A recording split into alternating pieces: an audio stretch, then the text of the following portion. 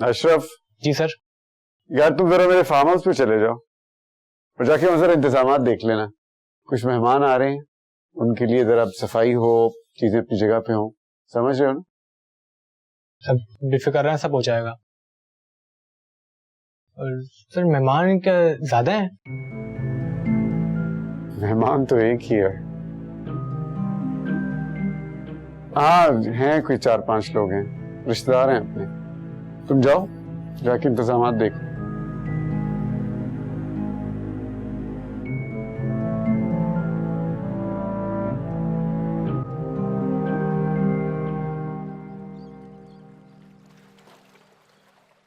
खाला, घर में कितना सन्नाटा हो गया है।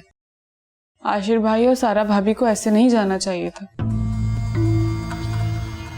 आपकी तबीयत का ख्याल भी नहीं किया। दिल तो मेरा भी नहीं मान रहा था कि मैं उसे इजाजत दूं, लेकिन उसने जिद पकड़ ली। मजबूरन मुझे जाने की इजाजत देनी पड़ी। जिद्दी लड़का है, जब किसी बात की जिद पकड़ लेता है तो पीछे ही नहीं हटता। सोच लें खाला, ऐसे तो सारा भाभी अपनी सारी बातें मनवा लिया करेंगी। आशिर भाई उनके पूरे कंट्रोल में है। पता नहीं कहां से ये मनूस लड़की मेरे बेटे के पीछे पड़ गई, पूरी तरह अपनी जाल में फंसा रखा है। काश मैंने आशिर की शादी जल्दी कर दी होती तो आज ये दिन न देखने पड़ते मुझे। अब तो कुछ नहीं हो सकता खाला, अब पछताने का क्या फायदा। क्यों नहीं हो सकता? अब भी बहुत कुछ हो सकता है। पता नहीं क्यों जब से उसकी शादी हुई है मेरा दिल बहुत डर रहा है। तरह तरह के वहम आ रहे हैं। नफीसा बेगम बहुत सख्त दिल है। उनकी बातों से, उनकी नजरों से अजीब चुभन का एहसास होता है। हाँ, ये बात तो मैंने सारा की शादी से पहले तुम्हें कही थी अस्मा बेगम, लेकिन तुमने मेरी बात को अहमियत ही नहीं दी। अब क्या करती उस वक्त?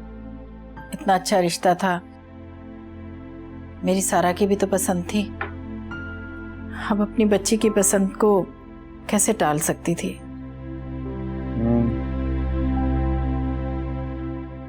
तो बस फिर अब खुदा पे भरोसा रखो और फजूल वहमों को अपने दिल में जगह ना दो। वैसे नफीसा बेगम इतनी सख्त दिल भी नहीं है। उसने अपनी यतीम भांजी को पाल पोस कर जवान किया है। वो क्या नाम है उस बच्ची का? हाला।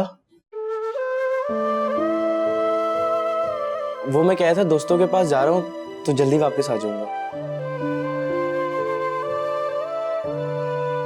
ठीक है बेटा, अल्लाह हाफिज। अल्लाह हाफिज। हाँ, हाला बड़ी प्यारी बच्ची है, माशाल्लाह बड़ी प्यारी बच्ची है।